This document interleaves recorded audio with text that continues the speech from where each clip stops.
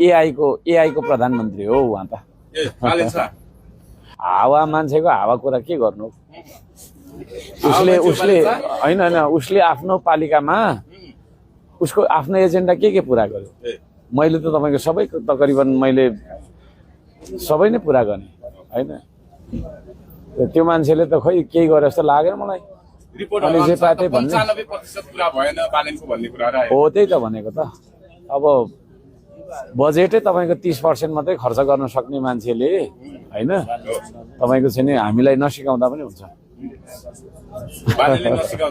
कहाँ सिकाउने, उहाँको बजेटको 30% पनि खर्च गर्न नसक्ने मान्छेले प्लान गर्न सक्छ, एक्जिक्युसन गर्न सक्छ, सक्दैन नि त। त्यसले गर्दा अब यो यस्तो प्रश्नहरू तपाईँले नसोध्नु कि हैन, यस्तै उत्तर आउँछ। अब त्यो उहाँले यहाँको पानी त खुवाउनु सक्नु भएको छैन, काठमाडौँलाई पानी खुवाउनु भएको छ उहाँले, अनि आफ्नो पालिकामा चाहिँ नगर्ने अनि अर्काको पालिकामा चियाउने, त्यो गलत हो। उहाँहरूको त्यो प्रोपोगेन्डा हो।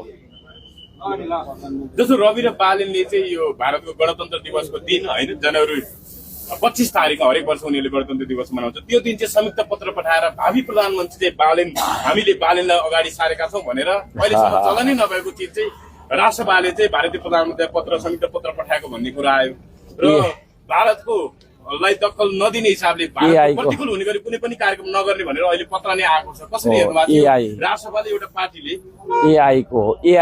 एआईको प्रधानमन्त्री हो उहाँ त।